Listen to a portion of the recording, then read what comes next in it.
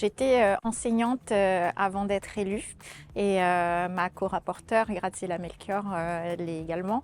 Donc on était très sensibles déjà à tout ce qui est sujet éducation, et puis c'est l'actualité qui a fait qu'on décide de se pencher sur ce sujet important de l'adaptation de l'école aux enjeux climatiques, puisqu'on le voit de plus en plus, les canicules arrivent très tôt dans l'année et se terminent de plus en plus tard, et donc il était pour nous essentiel de se pencher sur cette question. Mais la volonté était celle d'aller au-delà de la question du bâti scolaire et de travailler ce sujet de manière globale autour de la pédagogie, des mobilités, de l'alimentation, de mettre l'école dans un contexte en fait d'environnement avec tout ce qui se situe en dehors d'elle-même aussi.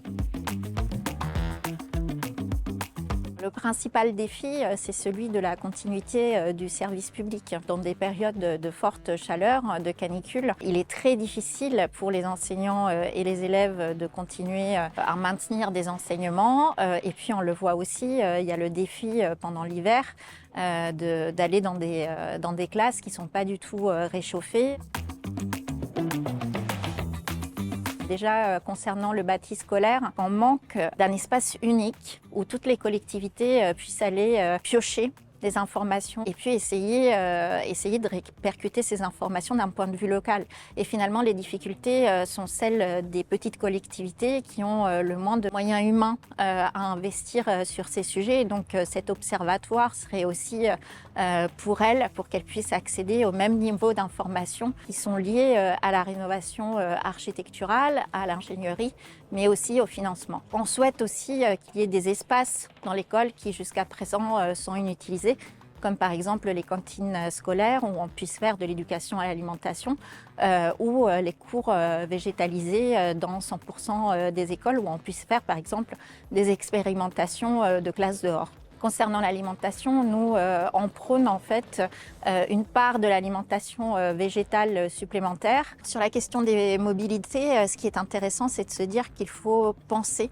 cette rénovation aussi sur les parties extérieures et sur la continuité qu'il y a entre l'école et l'espace public, et donc celui de favoriser notamment l'utilisation des mobilités douces pour se rendre à l'école, avec notamment la mise en place de rues aux écoles, ou en tout cas de rues où la circulation est apaisée, de façon à ce que les élèves puissent se rendre à l'école de façon sereine et en sécurité avec l'utilisation de mobilités douces. On a aussi abordé la question de la pédagogie.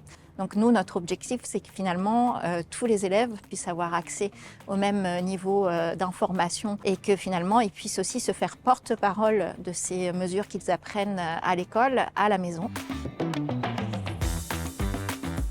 Cette adaptation de l'école aux enjeux climatiques, elle ne doit pas s'arrêter aux portes de l'école. Ce projet doit s'ancrer au niveau local et avec les habitants. Comme par exemple pendant l'été, si on fait des cours végétalisés, il faudra en prendre soin, et donc il faut ouvrir ces cours aussi à d'autres usagers. Et donc voilà, cette conception de notre école qui s'adapte aux enjeux climatiques, elle doit aussi s'ouvrir sur ce qui se passe en dehors de l'école et créer les conditions pour que les élèves puissent se rendre à l'école en utilisant des moyens autres que les moyens motorisés.